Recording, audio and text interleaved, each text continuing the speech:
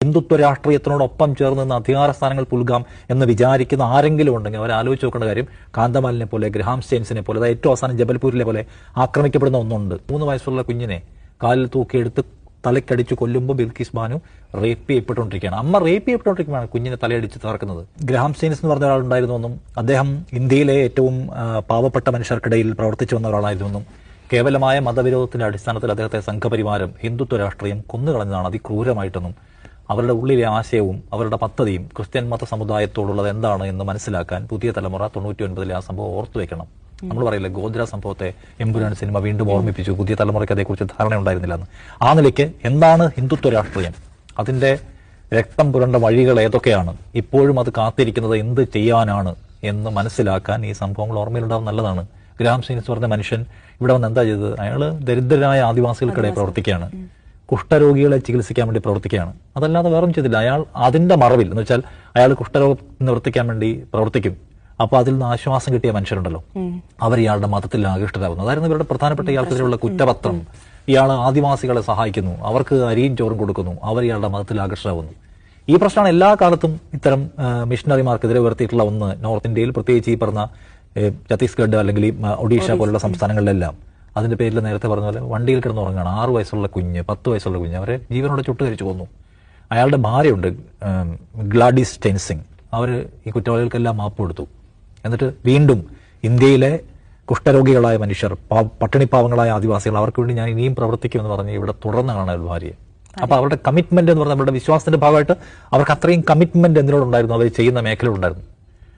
എന്നിട്ട് എന്ത് ചെയ്തു? അങ്ങനെ തുടർന്ന ഒരു സ്ത്രീയുടെ ഭർത്താവ് അവർക്ക് നീതി കൊടുക്കുന്നതിന് പകരം ചെയ്തത് എന്താണ്? അതിൽ പങ്കാളിത്തം ഉണ്ടെന്ന് ആരോപിക്കപ്പെടുന്നതിന്റെ ഏറ്റവും കിൻപിന്നെന്ന് ആരോപിക്കപ്പെടുന്ന ആൾ 1999 നടന്ന സംഭവം 2019 BJP ചേരുന്നു, 2009 അയാൾ BJP ചേരുന്നു, 2019 അയാൾ മിനിസ്ട്രിയിൽ വരുന്നു, അയാൾ ആഘോഷിക്കപ്പെടുന്നു. നമുക്ക് ഇപ്പൊ ഈ ദാരാസിംഗിന്റെ കാര്യം പറഞ്ഞു. ദാരാസിംഗാണ് പ്രധാന പ്രതി, ജയിലിൽ കിടക്കുകയാണ് ജീവപര്യന്തം. ഈ ദാരാസിംഗിന് ജീവപര്യന്തം എന്ന് പറഞ്ഞാൽ ജീവിതാന്ത്യം വരെ അയാളെ ജയിലിലിട്ട് കൊല്ലാൻ പാടില്ല, അയാളെ ഇറക്കി വിടണം, 14 വർഷം കഴിഞ്ഞില്ലേ എന്ന് പറഞ്ഞ് സമരം നടത്തിയ ആളുകളുടെ നേതാവായി പ്രഭാഷണത്തിൽ പങ്കെടുത്ത ആളാണ് ഇപ്പോഴത്തെ അവിടുത്തെ മോഹൻ ചരൺ ഭാജി എന്ന് പറഞ്ഞ മുഖ്യമന്ത്രി. അപ്പൊ അയാൾ അധികാരത്തിൽ വന്നു കഴിയുമ്പോഴാണ് പുറത്തിറങ്ങാനുള്ള അവസരം ഉണ്ടാവുന്നത്. നിഷ്ഠൂരമായി 2-3 പേരെ ചുട്ടുകൊന്ന ഒരു കേസിലെ വിദ്വേഷ കുറ്റവാളിയെ 14 വർഷം കഴിഞ്ഞില്ലേ ഇനിയും അയാളെ പീഡിപ്പിക്കണോ? ജയിലിന് മുന്നിൽ സമരം നടത്തി. ഈ സുദർശൻ ടിവിയുടെ ആളുകളൊക്കെ കാണാൻ വേണ്ടി പോയപ്പോൾ പോലീസ് പെർമിറ്റ് ചെയ്തില്ല. ആ സമരത്തിന് നേതൃത്വം കൊടുത്ത ഇന്നത്തെ മുഖ്യമന്ത്രി ആയിരിക്കുന്ന മനുഷ്യനാണ്.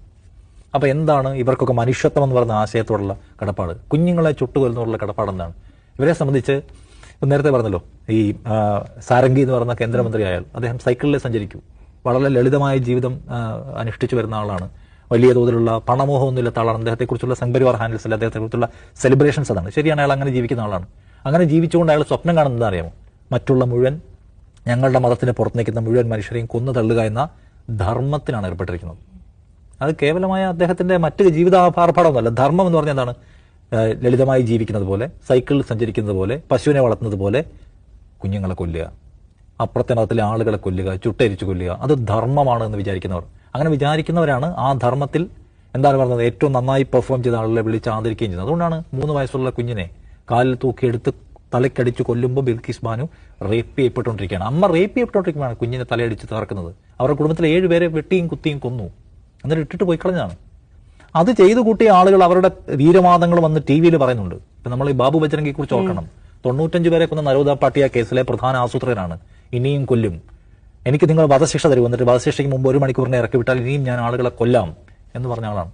ഇതൊക്കെ ധർമ്മമാണ്. ശത്രുവിന്റെ കുഞ്ഞിനെ തല തകർത്ത് കൊല്ലുന്നത്, അവരുടെ സ്ത്രീകളെ റേപ്പ് ചെയ്യുന്നത്, അവരുടെ സ്വത്ത് കൊള്ളയടിക്കുന്നത്, അവരുടെ അപരാധവും ചെയ്തിട്ടില്ലെങ്കിൽ കൂടി അത് നമുക്ക് ചെയ്യാനുള്ള റൈറ്റ് ആണെന്ന് വിചാരിക്കുന്ന ആളുകൾ അത് ചെയ്ത ആളുകളെ വിളിച്ചിറക്കി അവർക്ക് കാവിഷാളണിയിക്കും, അവർക്ക് ലഡു കൊടുക്കും, അവരെ ആദരിക്കും, അവർക്ക് പുതിയ പുതിയ പദവികൾ കൊടുത്ത് അവരെ റിവാർഡ് ചെയ്യും. അത് സ്വാഭാവികമാണ്.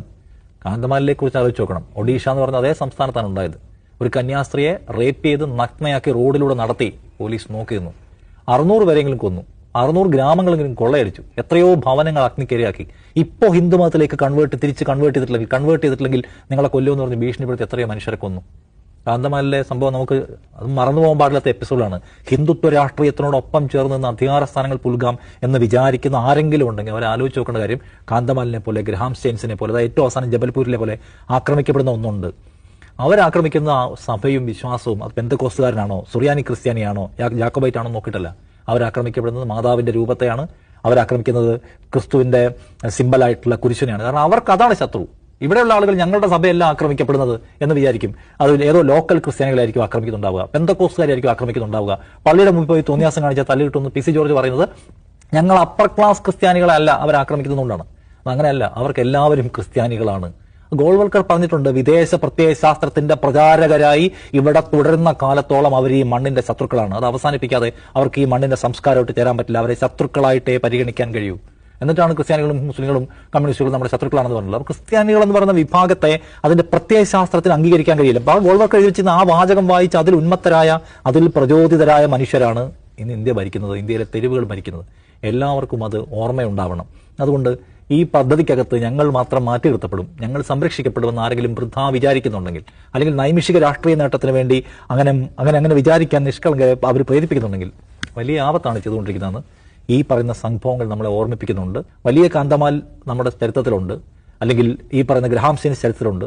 അത് ആവർത്തിക്കാൻ അവർക്കൊരു മടിയുമില്ല. അതിന്റെ സൂചനകൾ അവർ നിരന്തരമായി തന്നുകൊണ്ടേയിരിക്കുന്നുണ്ട് എന്ന കാര്യം മാത്രം ഓർത്താൽ മതി. അതുകൊണ്ട് അതിലേറ്റവും പ്രധാന കാര്യം ഇതാണ്, ഗോൾവൽക്കറുടെ പുസ്തകം മറച്ചു വെച്ചിട്ട് നമ്മളോരും എല്ലാം സെറ്റാണ് എന്ന് ആരെയും പഠിപ്പിക്കാൻ നിൽക്കരുത് എന്നാണ് എനിക്ക് പറയാനുള്ളത്.